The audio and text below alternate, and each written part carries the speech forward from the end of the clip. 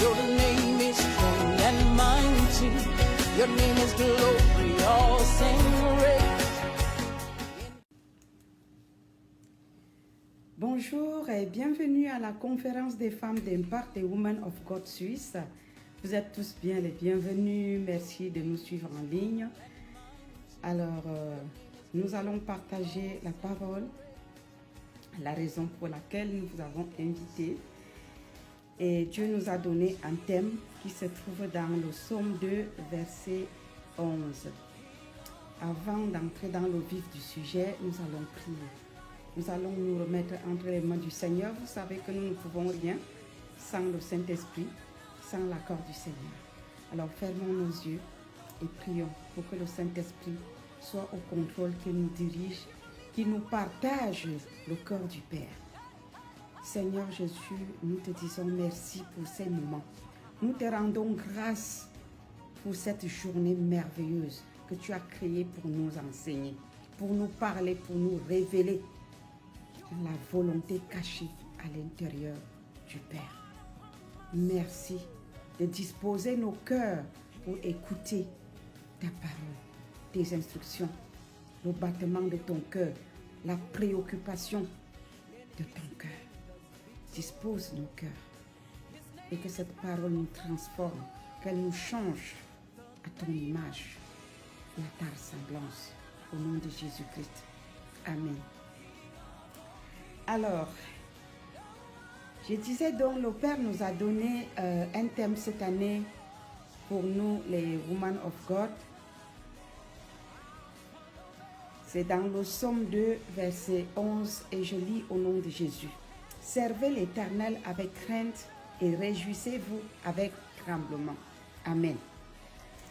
Brièvement, quand on parle de servir l'Éternel, on trouve automatiquement le mot service ici. Et c'est quoi servir? C'est quoi le service? Quelles sont les qualités d'un bon serviteur, d'une bonne servante?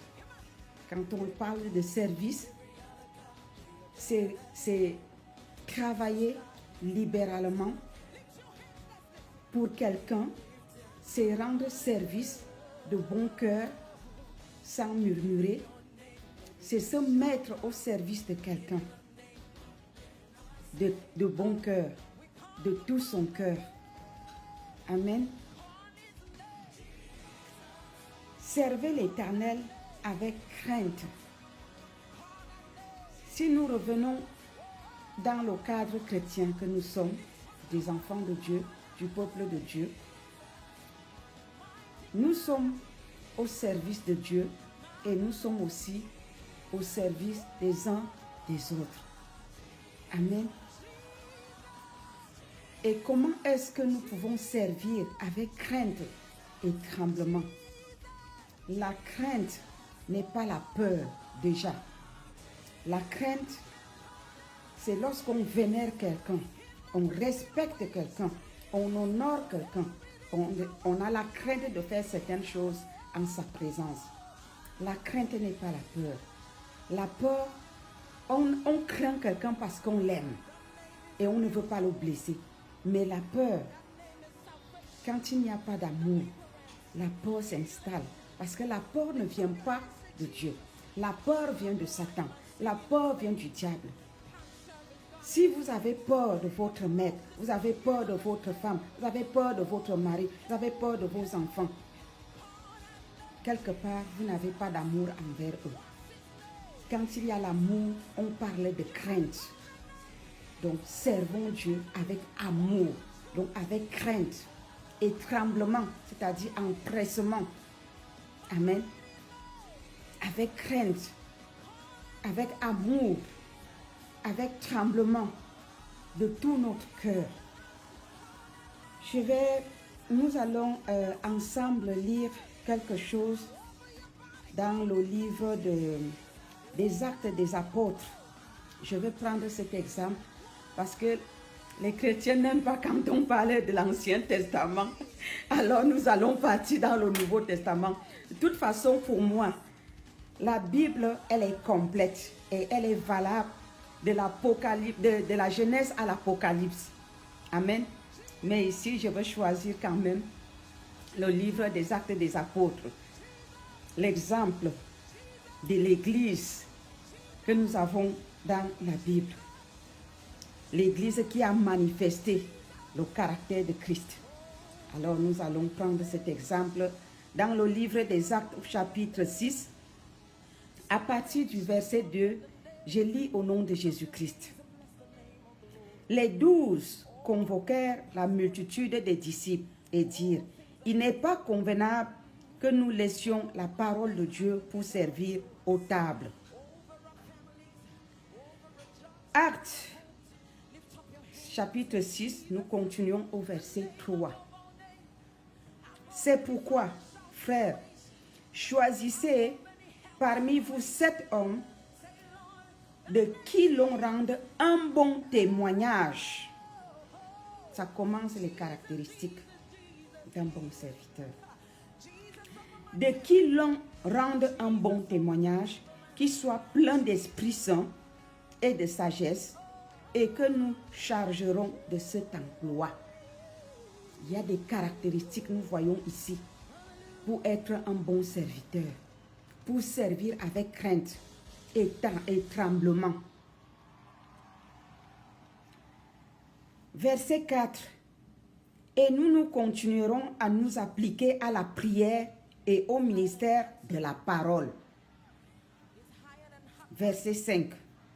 Cette proposition plut à toute l'assemblée.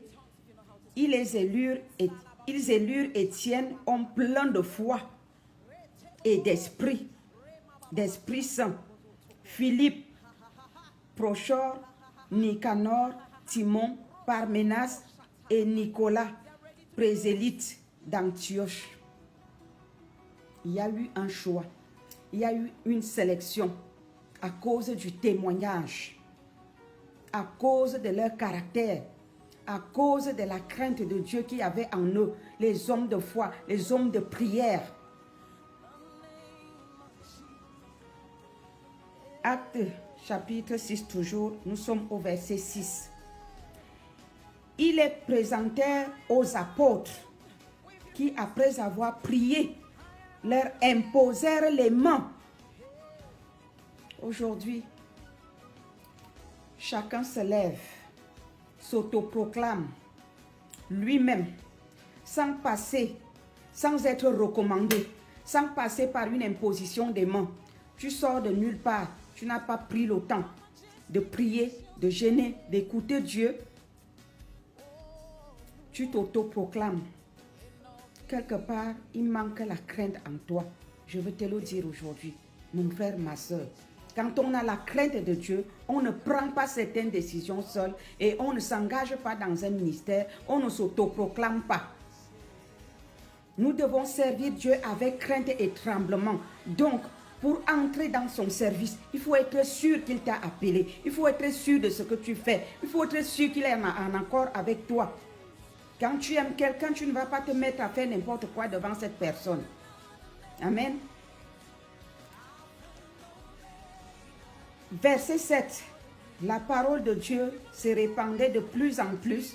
Le nombre des disciples augmentait beaucoup à Jérusalem et une grande foule de sacrificateurs obéissaient à la loi. À la foi, pardon.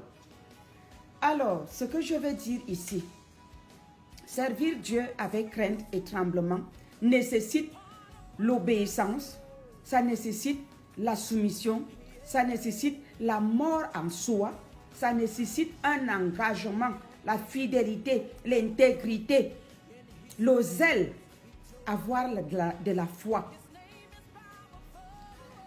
Lorsqu'on a la crainte de Dieu, on ne peut pas se lever de soi-même pour dire je m'en vais à gauche, je m'en vais à droite. On ne peut pas faire ces programmes. On reste dépendant de lui. Parce que l'œuvre de Dieu n'est pas pour nous. L'œuvre de Dieu, c'est son œuvre, c'est son champ. Là où il nous dit de cultiver, c'est là où nous devons nous placer. Beaucoup sont sortis de leurs appels aujourd'hui pour rentrer dans d'autres appels. Je veux prendre l'exemple de Jean-Baptiste. Jean-Baptiste faisait son ministère dans le désert. Vous connaissez tous l'histoire de Jean-Baptiste. Il rendait ministère dans le désert. Donc, il était là-bas. Il avait l'onction que Dieu avait mis en lui. Et il rendait ministère là-bas. Amen. Et ça marchait. Il préparait le chemin de Dieu. Mais à un moment, il est sorti de son travail d'évangélisation. Il est devenu conseiller matrimonial. Mais ça a coûté sa tête parce que Jézabel a fini avec lui. C'était bien le travail qu'il faisait comme conseiller conjugal. C'était le travail de Dieu et c'était la parole de Dieu. Mais quelque part, il est sorti de son appel. La Bible ne nous dit pas que c'est Dieu qui l'avait envoyé, qui lui avait mandaté d'aller faire conseiller conjugal. Tu sers le Seigneur quelque part. Dans l'obscurité, là où il t'a placé, il te veut.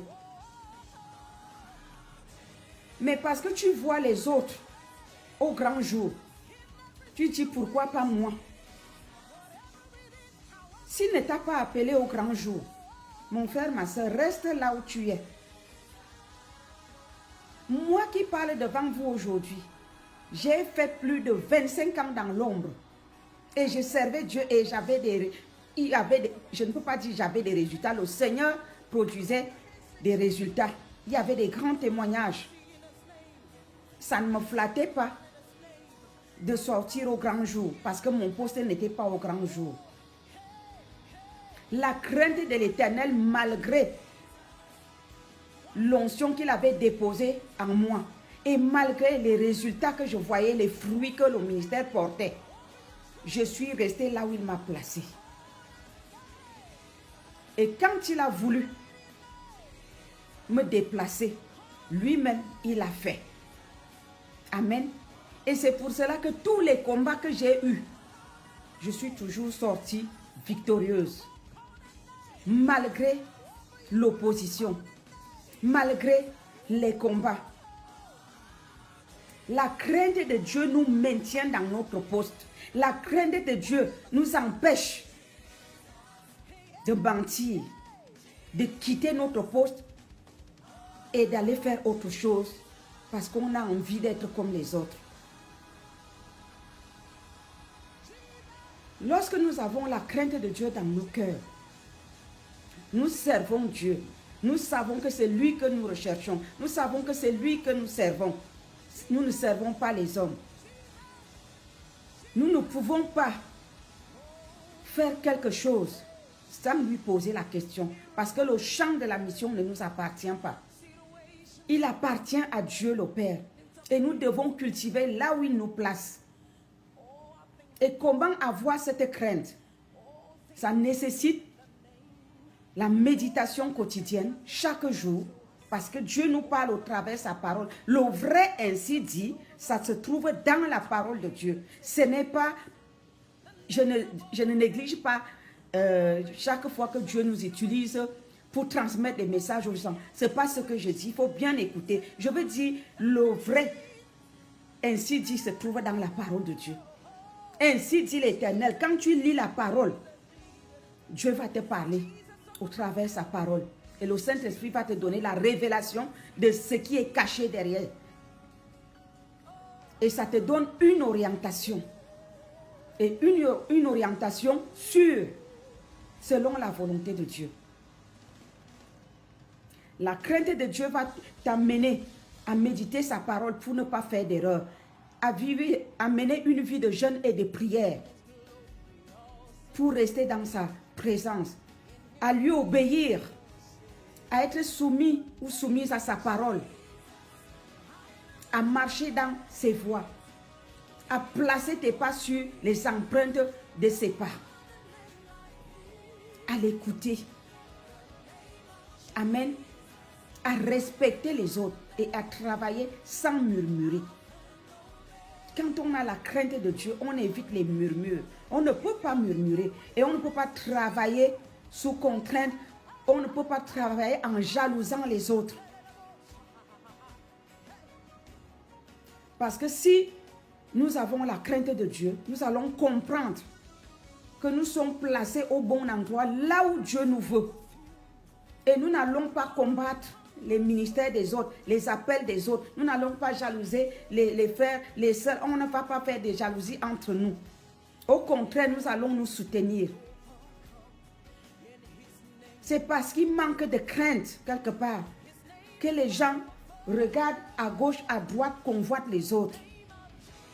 Tu ne peux pas le faire parce que c'est Dieu qui a établi un tel comme ci, il a établi un tel comme ça. Donc si tu fais la jalousie à ton frère, à ta soeur, tu fais la jalousie à Dieu. C'est ce que ça signifie. Amen. Et lorsque nous servons également Dieu, il y a certaines attitudes que nous devons éviter.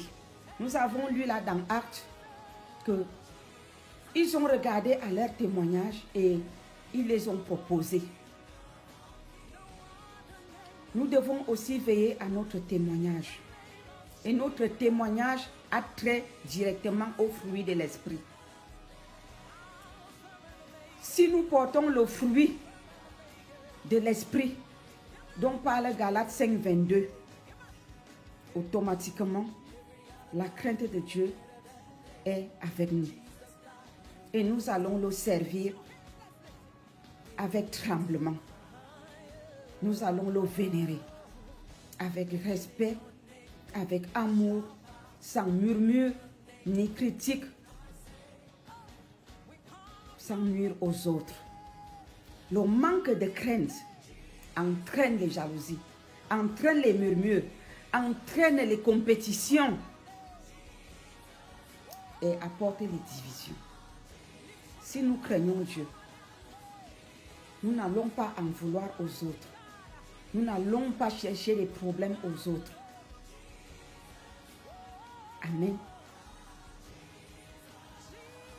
Travaillons non pas pour nous-mêmes, mais pour le champ divin, le champ de l'Éternel notre Dieu. Et nous ne serons plus jaloux ou jalouses des autres.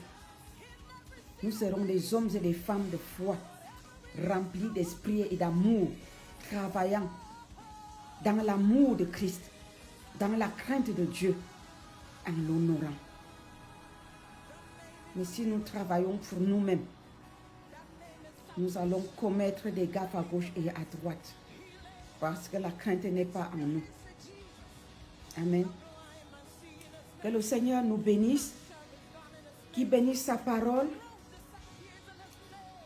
qu'il nous donne la sagesse d'être soumise à sa parole, de nous aimer les uns les autres, de s'occuper chacun de sa portion de champ et de travailler avec empressement et zèle. Que le Seigneur vous bénisse. J'espère que cette parole vous a apporté quelque chose pour la gloire de Dieu. Non pas pour la gloire des hommes, mais pour la gloire du Seigneur. Soyez bénis et des amis. Travaillons dans la crainte, dans la soumission, dans l'obéissance et avec empressement et zèle. Amen.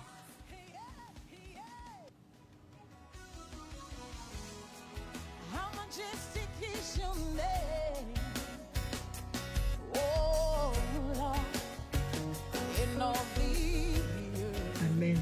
Gloire à Jésus. Alléluia.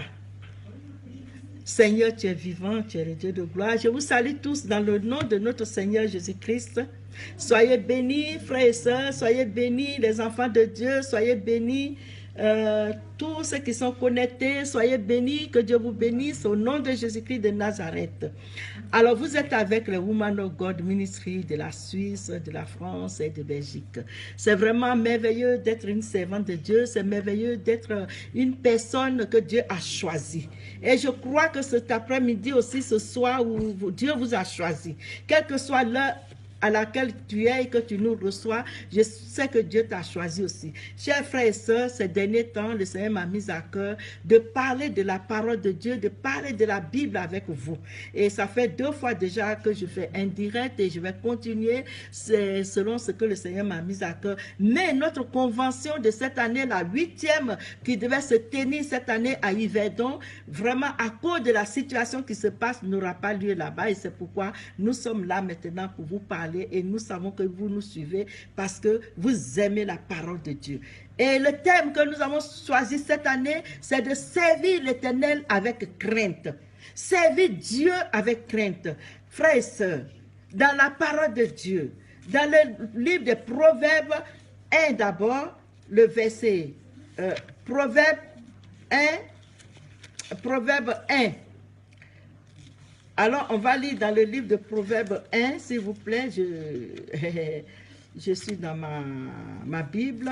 Alors, je vais chercher Proverbe 1. Pardon. Voilà. Voilà. Proverbe 1, le verset 7.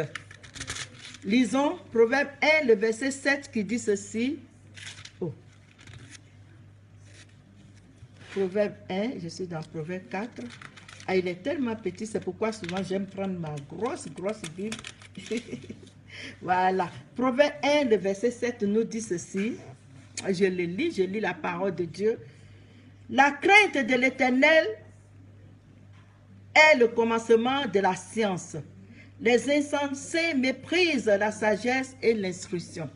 La crainte de l'Éternel est le commencement de la science. Nous allons partir dans le livre de Proverbes 2, le verset 1 à 6. Proverbe 2, le verset 1, je dis, « Mon fils, si tu reçois mes paroles, je peux dire ma fille, si tu reçois mes paroles et si tu gardes avec toi mes préceptes, si tu rends ton oreille attentive à la sagesse et si tu inclines ton cœur à l'intelligence, oui, si tu appelles la sagesse et si tu élèves ta voix vers l'intelligence, si tu la cherches comme l'argent et si tu la poursuis comme un trésor, alors tu comprendras la crainte de l'Éternel et tu trouveras la connaissance de Dieu. Car l'Éternel donne la sagesse de sa bouche, sortent la connaissance et l'intelligence. Soyez bénis au nom de notre Seigneur Jésus-Christ. La parole de Dieu nous dit que la crainte de l'Éternel, c'est quoi?